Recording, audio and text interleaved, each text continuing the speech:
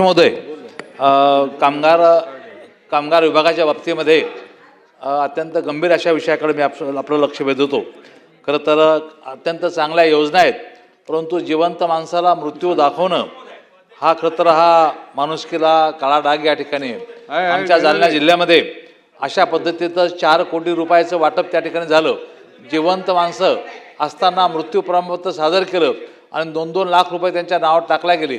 त्यामुळे हा मोठा भ्रष्टाचार अध्यक्ष महाराज, गरजू लाभार्थ्यांनाही मिळत नाही, दलालांना मिळतं।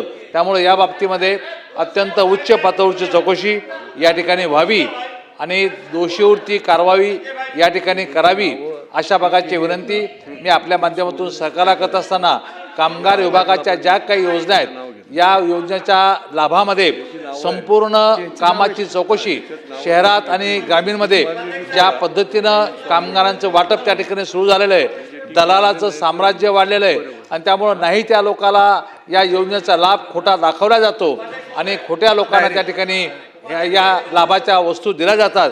त्यामुळे या सर्व बाबीमध्ये प्रचंड मोठ्या प्रमाणामध्ये भ्रष्टाचार आहे। जालन्यातल्या सर्व कामगाराच्या बाबतीमध्ये जो काही त्या ठिकाणी भ्रष्टाचाराला घोल झाला त्याची सखोल चौकशी करावी आणि दोषीवर कारवाई करावी ही मागणी आपल्याकडे